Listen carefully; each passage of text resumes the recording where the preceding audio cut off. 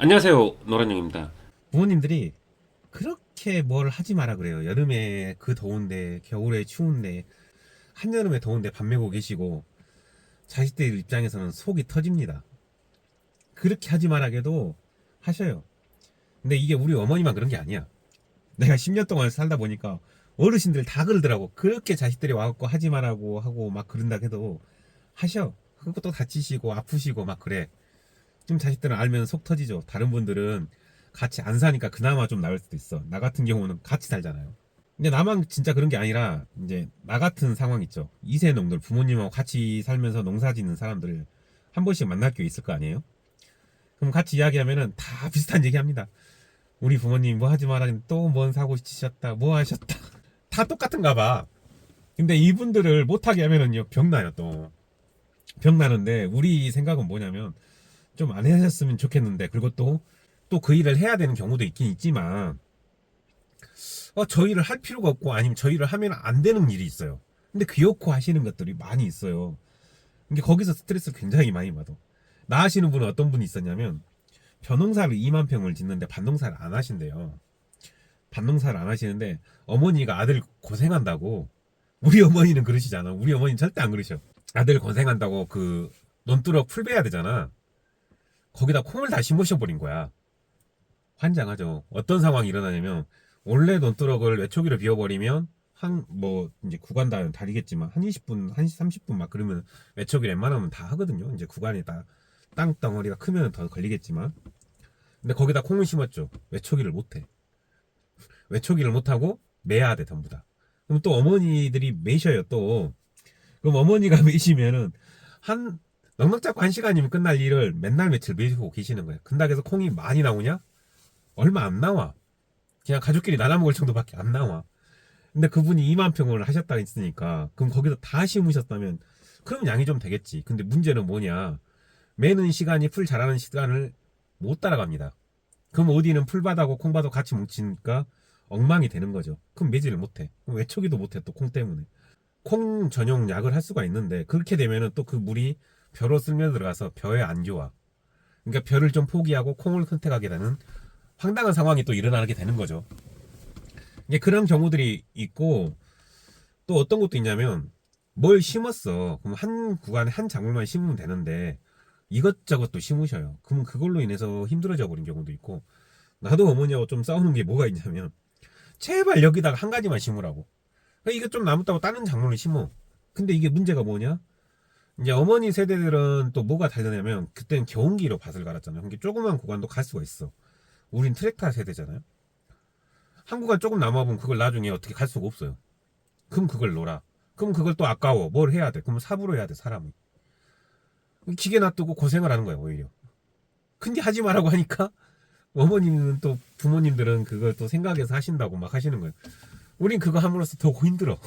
이제 그런 경우도 많이 있고 그 외에도 뭐 농사 외에도 그렇게 하지 말라고 하시는 분들이 꽤 많이 있어요. 옆에서도 말려도 하시는 분들 많은데 근데 저희 농장에 아까 제가 나물 많이 따로 오신다고 했잖아요. 전세 내냐는데 오신 분의 90%는 어르신들이야. 그래갖고 항상 신고해버리면 그거 갖고 또 싸웁니다. 여기 사유지라 들어오시면 안 돼요. 재배하는 거예요. 지금 앞에도 쑥 재배하는 거거든요. 이 영상 촬영하는데 앞에 쑥 재배하는 곳인데 여기 와고 쑥을 캐고 계셔. 예전에도 제가 한번 영상 올리던데 아니 나가시라고 여기 쑥 재배하는 곳이라고 성질 내셔요. 넌뚜럭에는 두룩에는 전부 다 고사리 또 나 있고 막 그러는데 와갖고 그렇게 굽고 계셔. 그 신고에도 또 오신 분 있더라고. 참 신기하대. 처음에는 말만 했는데 계속 오셔갖고 신고를 했어요. 근데 그 뒤에 또 오시는 분 있더라고요. 희한하신 분들이다. 이게 그렇게 말려도 안 되시더라고 어르신들이. 근데 이게 어르신들이 좀 양보를 좀 해주시면 좋은데 이제 저도 이제 모임을 하다 보면 이제 또 내가 부모님을 알고 그 자녀하고 같이 농사 짓는 분들이 있어요. 그럼 부모님들한테 그런 얘기를 하시거든 어르신들한테. 그 아들 딸 말 좀 들으시라고 그 속 썩이는 거 모르시냐고 막 그런데 본인들은 모르시더라고.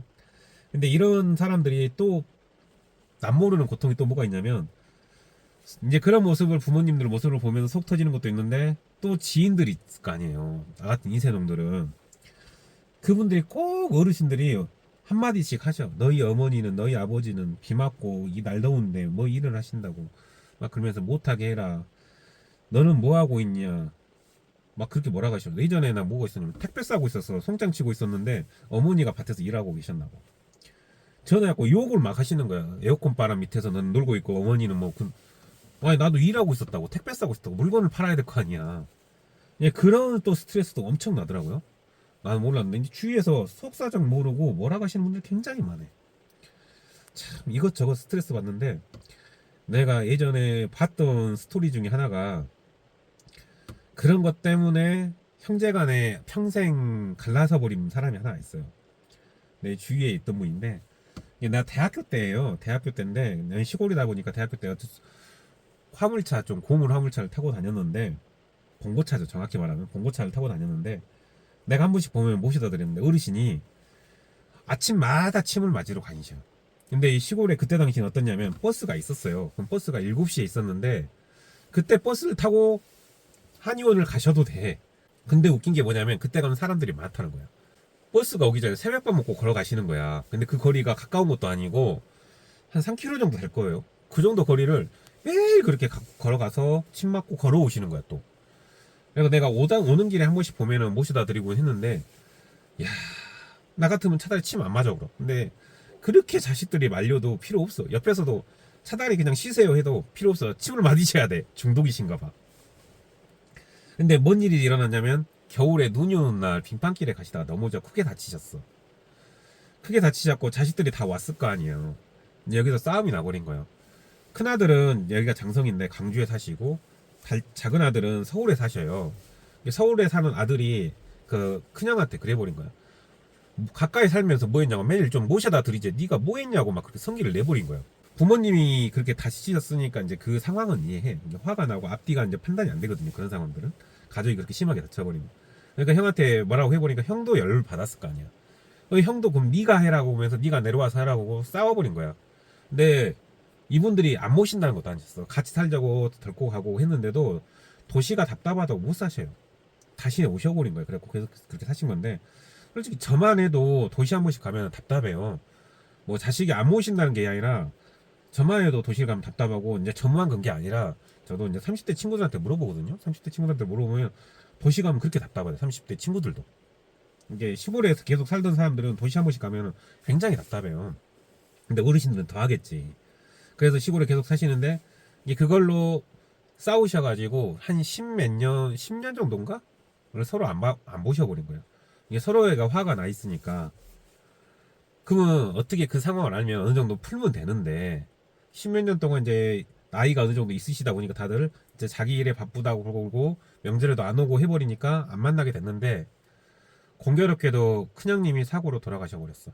그래갖고 평생 화해를 못 하신 거죠. 그래갖고 큰형님 장례식장 가셔가지고 울면서, 참 별것도 아닌데 우리가 서로 잘못한 것도 아닌데 서로 입장을 이해를 못해서 화해를 못했다, 그 얘기를 하시더라고요.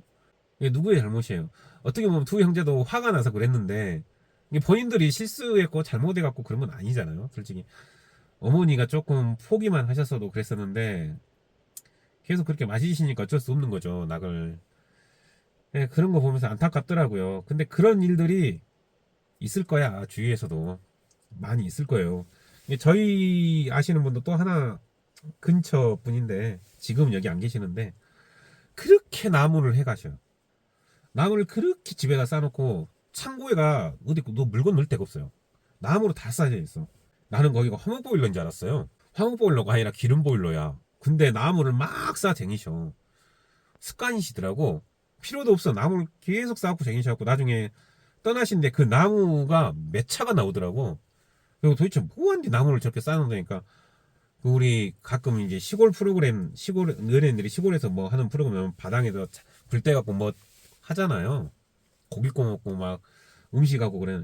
그러려고 쌓아놓으신 거야. 근데 창고마다 다 쌓아놓아가지고 몇 차를 쌓아놓으신 거야. 그 나무를 하는 과정에서 매번 다치셨어. 그리고 또 큰 것들은 못 갖고 니까 남한테 알쓰는 소리 하시고 막 매번 그러셨단 말이야. 그럼 자식들이 보면 뭐라 그러겠어요.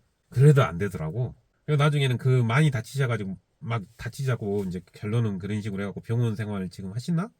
그런 걸로 알고 있는데, 아, 어르신들이 그렇게 하고도 안 돼. 아무리 하셔도 안 돼. 도저히 못 막아. 그러니까 시골이 변화를 못 하나 봐. 어르신들이 그렇게 고집을 연령대가 어르신들이 많이 잡고 있으니까 그분들이 좀 맡기시고 좀 양보를 해주시고 이제 포기할 건 포기하시는데 좀 그런 것이 좀 있는 것 같아요. 뭔가 젊은 사람들이 왔고 하고 뭔가 변화를 시키려면 어르신들이 막아버려. 그리고 맨날 그 방식을 고집해버리는 게 좀 있더라고요.